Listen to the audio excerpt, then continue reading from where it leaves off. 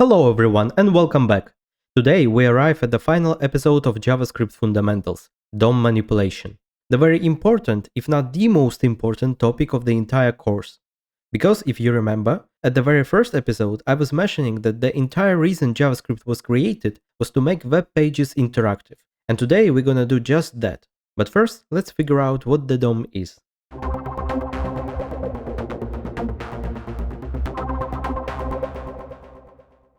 DOM is an abbreviation for Document Object Model. It is the interface that represents a web page as a structured tree of objects. This additional level of abstraction helps browser update content of web page in a more effective way. Right from the start, it is important to mention that DOM itself is not really a part of JavaScript. It is part of Web API, big collection of useful features that can be used by browsers. For example, Fetch API to make requests to different endpoints, or Geolocation API to pinpoint your location, and many more. And so there is also DOM API, which allows us to easily select and update content of our web page. Now, I've already used the term API like 4 times, but never mentioned what it means.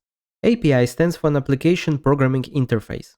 You see, we humans mostly use graphical user interface to interact with different applications. We click buttons, read labels, and so on. But applications themselves can do that in the same manner as we do. Can a robot select all squares with traffic lights? Can you?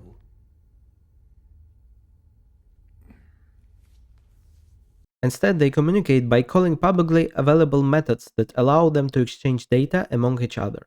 And so API defines these methods, protocols, and data formats to ensure the communication can be properly established and maintained. Okay, now before we start using DOM, it is important to mention that nowadays there are a lot of fancy UI libraries and frameworks, like React, Vue, Angular, and so on. They provide an additional level of abstraction and often introduce additional concepts and features to simplify development. That's why, these days, those frameworks are predominantly used for front-end development instead of regular DOM API. But each of them deserve their own course. Plus, as a beginner, it is important for you to know and understand the foundation. So in this one, we will focus on the good old DOM manipulation. So let's finally look at some examples. For this one, we will actually need to work with HTML. And right from the start, I have a confession to make. I'm a terrible designer. I'm the guy who would make your website look like one of those MMO raids. So to keep your eyes and sanity intact, we're gonna use a really minimalistic style. Okay, so let's imagine that we have some kind of task management web application. Here we have the list of existing tasks and simple form with just one text area where we provide a description of a new task and the button which puts it on a list. So how can we implement it? Well, let's think about it first. What we have here is an event-driven functionality, meaning that on its own, nothing really happens, but as soon as certain event occurs, such as user clicking Add button, it should trigger a certain action or a set of actions. In our case, adding task to the list. So, considering that, the logical starting point would be the form that we have here. Now, the whole purpose of form is to gather information and then send it to the server. All we need to do is to include input fields and button of type submit to trigger the event. The default behavior of form is to reload the page after submitting the data. That's why input field gets cleared every time I press the button. So let's modify this behavior. First thing we need to do is to define the function which will invoke our custom logic. We can call it addTask. Let's start with a simple action of printing some text to the console. Okay, so we have our function. Now we need to link it somehow to the event of data submission. There are a lot of options how exactly we can achieve that.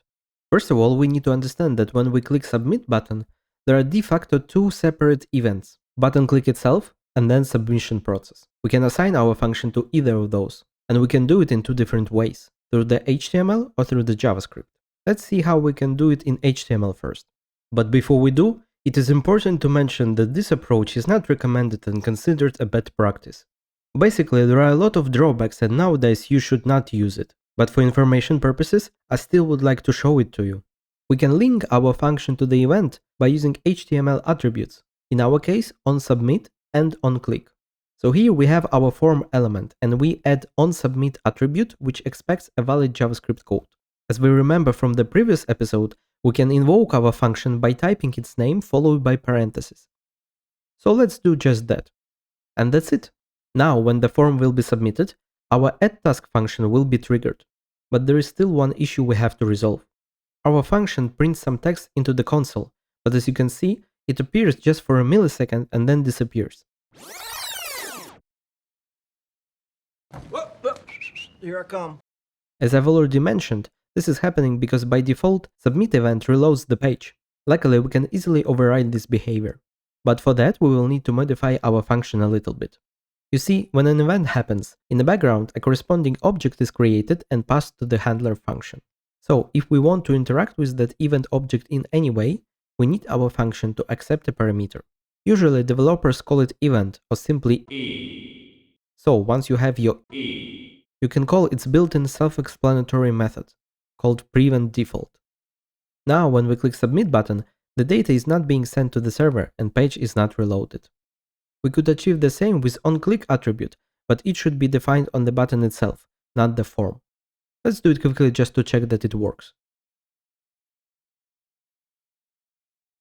As you can see, it does. Okay, it's all very nice, but this is JavaScript tutorial, so let's see how we can achieve the same result by writing some code. Let's remove those attributes and switch to our script file.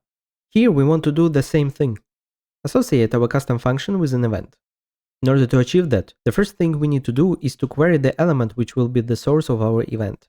And this is our chance to finally start using DOM API. The syntax looks like this. First we use document, the object that is at the root of DOM API and represents the document itself. Then we invoke getElementById method, which searches the document and returns the element with the specified ID. If two or more elements in a document have the same ID, then the first element found will be returned. But if you have two elements with the same ID, then you are doing something very wrong, because IDs are supposed to be unique. But getElementById is not the only method we can use in order to query things in DOM. There is also getElementsByClassName, where instead of ID, we use className as a search parameter. Unlike ID, class names are usually used on the number of elements, so naturally the method returns an array of them. To be precise, it returns HTML collection, which is an array-like object, meaning that you can iterate over it, but most of the other array methods are not directly applicable. For example, map method from previous episode will cause an error. Then we have getElementsByTagName, which also returns HTML collection, but uses tag name like div or h1 as the search parameter. Also, there are methods like querySelector and querySelectorAll, which have only one parameter that represents CSS selector string. It can be quite complex, allowing for a sophisticated search. For example, something like this. In our case, it's not necessary, but if we had a really complex structure with a lot of different elements, then such methods would be quite useful. And of course, the obvious part is that querySelectorAll returns an array of matching elements, while querySelector returns the first one that matches. As you can see, querySelectorAll doesn't return the true array either. Instead, it returns nodeList, which is also an array-like object. The difference between nodeList and HTML collection is that the latter is live collection, while the other is static. What it means is that if I query something, for example tasks, with getElementsByClassName, which returns HTML collection, and then later in my code a new task element will be added, the array which was queried before this addition will reflect this change and will contain the newly added element.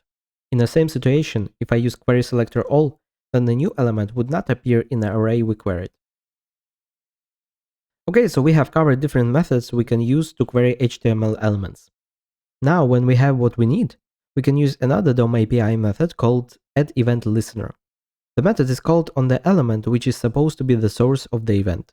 It accepts two parameters: event type, which is a string containing its name like submit, click, keydown, etc., and listener, aka callback function. There are also optional parameters like useCapture and options, but they are used for more complex operations, so we don't need them.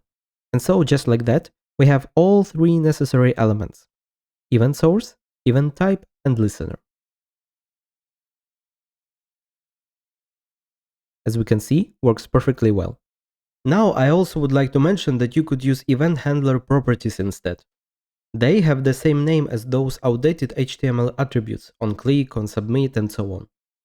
But addEventListener is way more popular because it provides more flexibility, such as ability to assign multiple functions to the same event. Okay, that's covered. So now when we have event capturing established, let's modify this listener function so it does something meaningful, like adding an actual task to the list. First, let's find the way of storing user's input in a variable. It's really easy. All we need to do is to query the input element and then get its value. Now let's see what we need to do next. We have the list, inside which there are list items each representing an individual task. So our function should find this list and then insert a new task with the description provided by user. And just like with querying elements, here we have a few different options how exactly we can do it. Let's look at the first one, innerHTML property. The name speaks for itself. You have some HTML element, for example div, and inside of it there can be other HTML elements. This property represents just that. So in our case, we can query the list of tasks. And when we have it, we can use innerHTML property to insert a new task. However, be careful.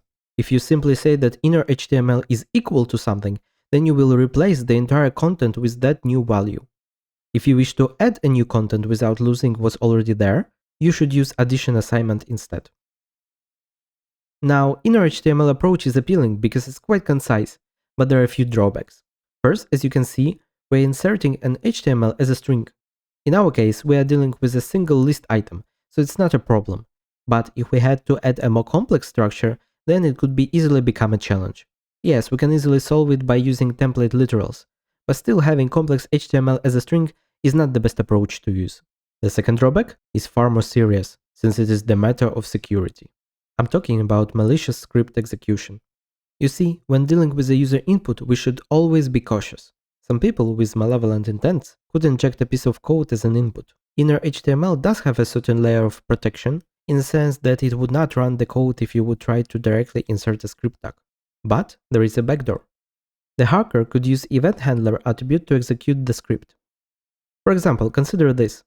Since our code takes user input and simply inserts it as HTML, now we have a situation where an image is added with intentionally incorrect source, which leads to an error. At the same time, we have onError attribute with some JavaScript code that gets executed since image load fails. Holy shit. You know, there's not too many people around who can develop a sophisticated virus like this one. That's why whenever you are dealing with user input, you should always consider sanitizing it before using it in your code. But let's take a look at a more secure way to add new HTML to our page. What we can do instead is start constructing inner elements one by one and then attach them. In our case, the structure is really simple. There is some text inside list item element. So we can start with createElement method, which creates the HTML specified by tag name. In our case, it's list item. Then we use createTextNode to spawn a node of text, which will contain user input. Finally, we use append method, which adds the node to the list of children of the specified parent. But it is important to mention that it will be added as the last child of the parent. If we want to insert it as the first one, then we can use prepend. And if we want to put it in a specific place, we can use insertAdjacentElement, which will have an additional parameter called position. Just so you know, this is not the whole list. There are many alternatives which allow you to achieve the same thing in a slightly different manner. But let's get back to our code. First, we need to add text to the list item, and then we add item itself to the list. Let's save it. And here we have it. But as you noticed, the style of new element is completely off. This is because each of our list items has a class assigned to it called task. So let's see how we can add our class name to the element. The easiest way to do it is to use property called classList. Once we have it, we can easily add and remove class name with corresponding methods. As you can see, now it looks exactly as the others. As a final touch, we can add input field clearing. It's not working anymore because we used prevent default earlier. To fix this, we can reference source of the event, which is form in our case, by using target property and then use one of the form's built-in methods called reset, which will remove all the input. As you can see, works as expected. Okay, now let's add a new functionality to our beautiful app, removing the task when we are done with it. However, for that we will need to slightly reshape the current HTML structure. First, let's add the button to existing elements. Since now we have a different structure in HTML document, we need also to reflect it in our script. Let's get back to addTask function. First, we should create button element. Then we need to create text for it.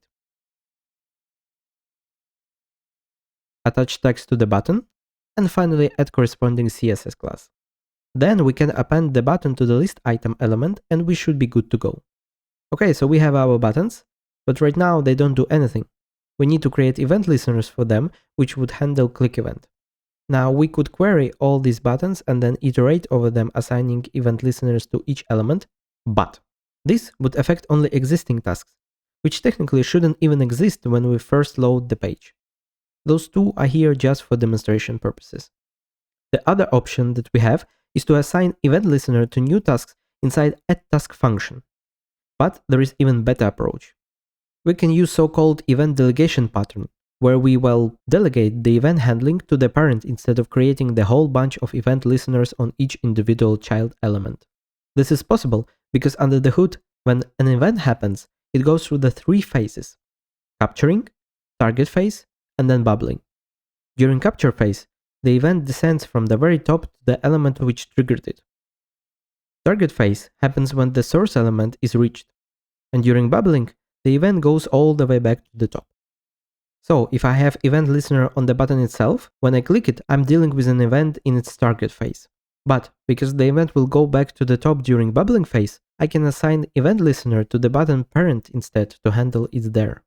So let's query task list with getElementById and assign event listener to it.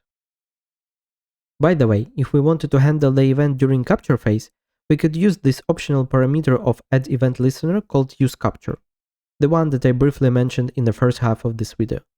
If we don't mention it, by default it's false. But we could say that it is true and then event would be handled during capture phase. Though it's not the best option in our case, because usually you would use capture phase to handle some kind of validation to stop the event from reaching the target. Okay, so let's get back to our callback function and type the next. If event target class list contains done button class name, meaning that the source of the event was indeed the button, retrieve its parent, which is list item, and remove it using correspondingly named method. For your information, just like with adding new HTML, removing can be achieved with different alternative methods. Okay, so let's test it out, shall we? Clicking done on this task. And it's gone. And just like that, we have covered the most important aspects of DOM manipulation, creating new elements and updating and deleting existing one. That marks the end of our JavaScript Basics series. I hope you had a lot of fun learning JavaScript with me. If you did, please subscribe, leave a like and a comment. Recommend this channel to your friends, enemies and relatives. Till next time, bye!